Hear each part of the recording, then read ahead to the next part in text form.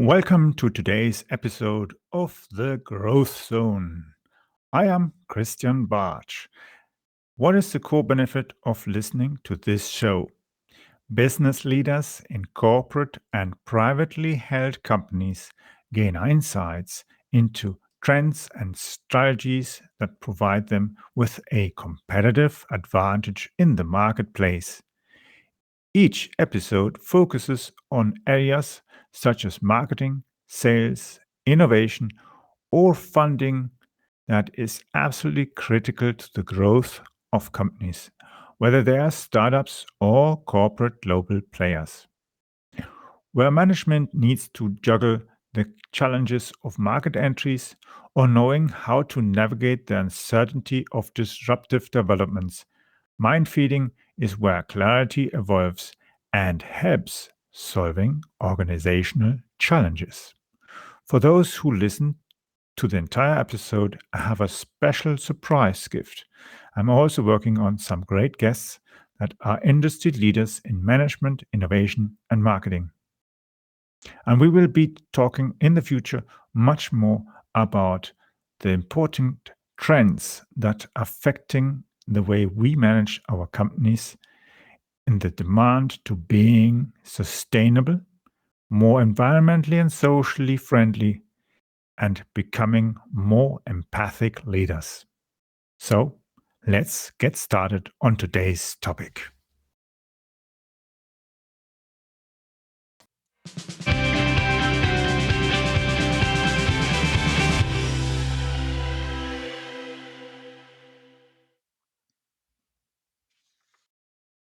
In this episode, we'll be discussing the fact that businesses are unprepared for the AI disruption we are going to see in the next few years. Now, one of the big problems, of course, for many companies are that they are not prepared and they have not got the human resources that they actually need to be competitive in that new environment. They haven't got the software, they haven't got the hardware, not the IT stuff, nor the data analytics people, the marketing people who can use AI. They haven't got the financials people who can use AI and that. And it doesn't work if you simply put someone and say, here, read this book. It doesn't work. And let's face it, even areas that used to be always running the same way are going to be changing. Your accounting department, that's one of the departments that you can downsize massively through AI. The thing is, what do we do then with these people? And they have experience. We just need to reposition them, which means, of course, finding new roles for them and making them ready for a new future for them, which means re-educating them, training them, reskilling, upskilling, whatever kind of keyword you'd like to use. We have to make them ready for the next generation of business processes. And that means as well, of course, that we need all the staff that is necessary to ensure that the systems are secure. I mean, cybersecurity people, infra people, database people, and so on.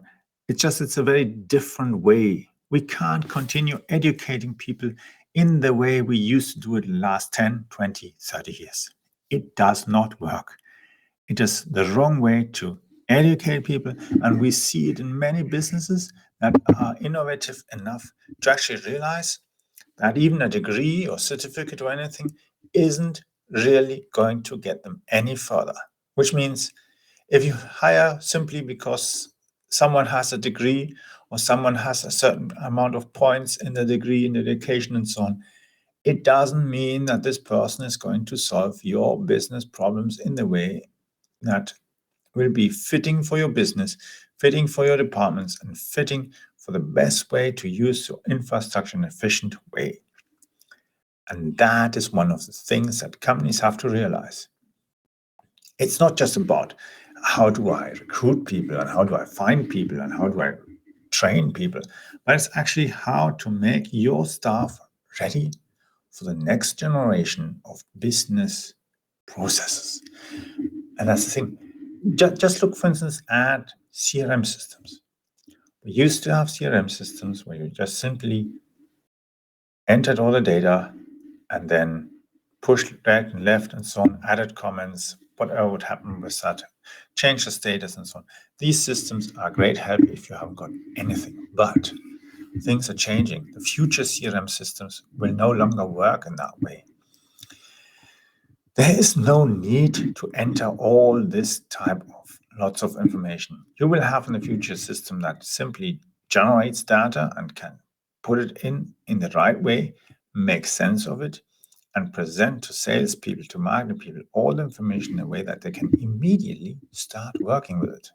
They can immediately provide the right information, the right suggestions, the right marketing material to the leads, and at the same time for salespeople to be able to see where are the opportunities, what can we offer, or even if we have partners who can actually supply the things, what's the supply status, etc., etc.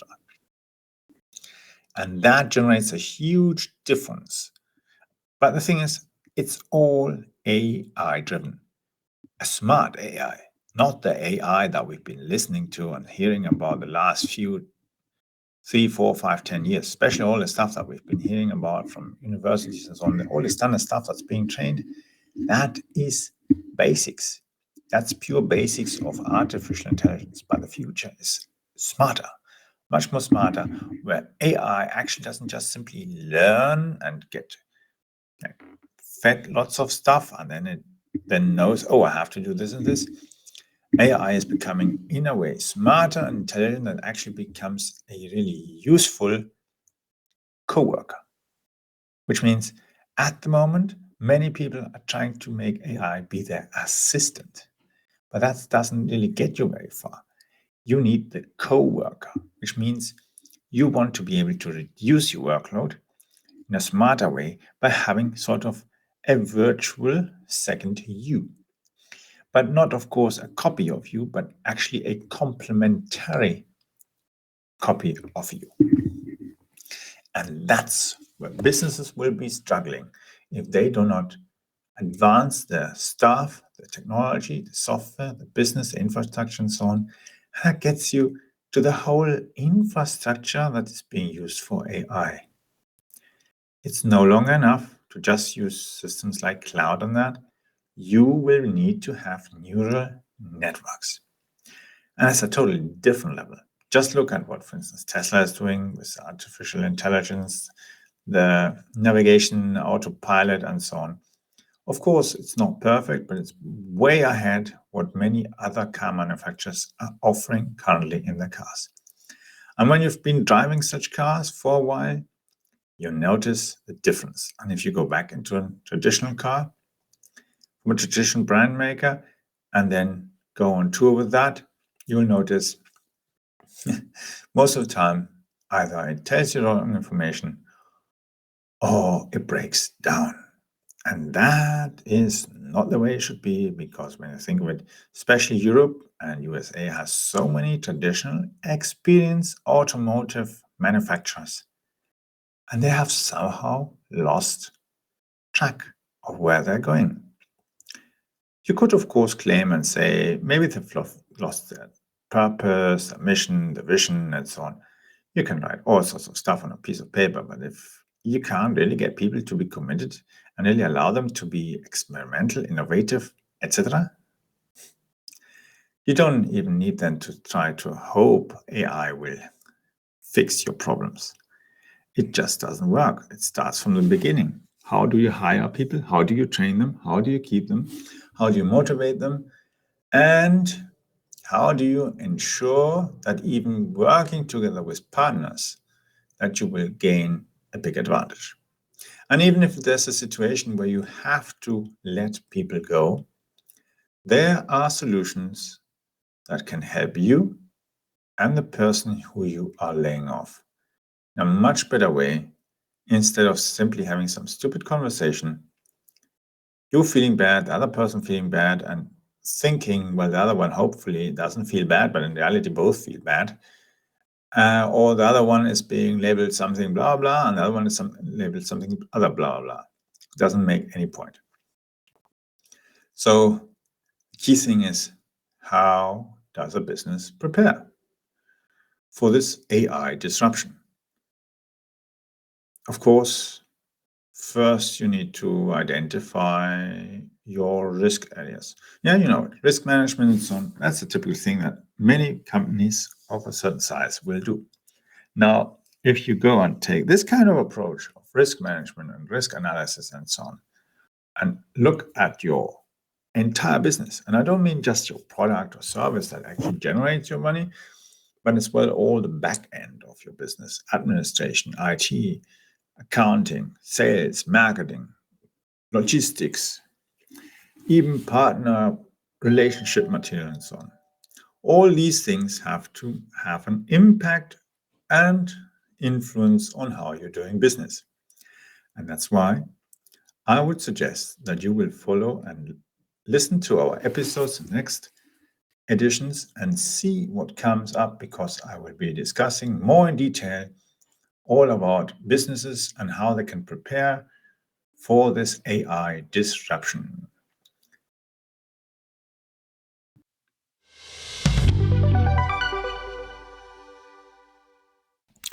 Welcome to today's episode of The Growth Zone. I am Christian Bartsch. What is the core benefit of listening to this show? Business leaders in corporate and privately held companies gain insights into trends and strategies that provide them with a competitive advantage in the marketplace. Each episode focuses on areas such as marketing, sales, innovation, or funding that is absolutely critical to the growth of companies, whether they are startups or corporate global players. Where management needs to juggle the challenges of market entries or knowing how to navigate the uncertainty of disruptive developments, mind feeding is where clarity evolves and helps solving organizational challenges. For those who listen to the entire episode, I have a special surprise gift. I'm also working on some great guests that are industry leaders in management, innovation, and marketing.